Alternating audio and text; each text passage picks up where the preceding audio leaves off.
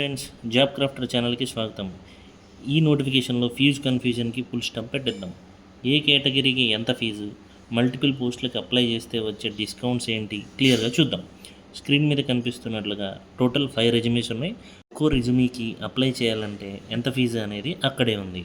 ఉదాహరణకు ఒక అభ్యర్థి 2 రెజ్యూమీలు, ఒకటేమో ఎస్ఐ మరొకటి కానిస్టేబుల్కి అప్లై చేస్తే ఫీజు ఎలా తగ్గుతుందో చూద్దాం.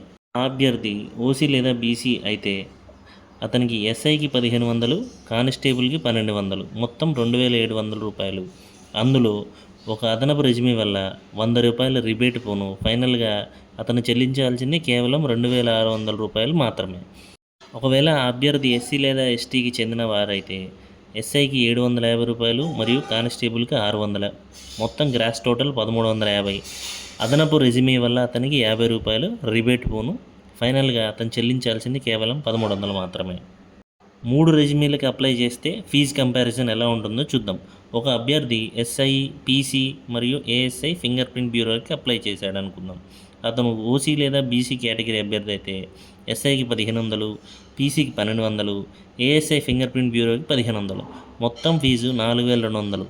అయితే 2 అదనపు రెజ్యూమీలకు గాను 2x100 200 రూపాయలు రిబేట్ పోను.